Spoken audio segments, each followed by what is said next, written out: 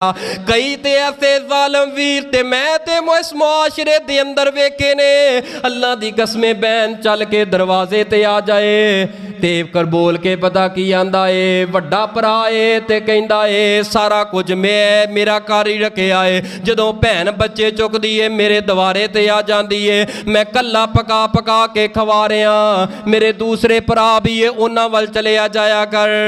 ओ वीरा जरा तवज्जो करना, मैं एक गल करन लगा। ए बहन तेरे दरवाजे ते पता क्यों आउंदी है? ए बहन वड्डे वीर दे अंदरों बाप दी तस्वीर नूं वेखण वास्ते आउंदी है। जदों मापे टुर जान इन्हां पैनां दे वड्डे वीर ही बाप हुंदे ने, वड्डियां इन्हां दियां भरजाइयां मावां बन जांदियां ने। ना मेरी बहना ना मेरा वीर इन्हां बहनां दे खान दे नाल कदी खानियां दे अंदर कमियां नहीं आउंदियां, वीरां दे खान दे नाल कदी रोटियां दे अंदर कमियां नहीं आउंदियां। तेरी मेरी जिंदगी दा मकसद है अल्लाह दी जात दे नाल किसे नूं शरीक ना करां और बहनां ते भाइयां दे मामलात दे अंदर अल्लाह दे कोलों डर जावां।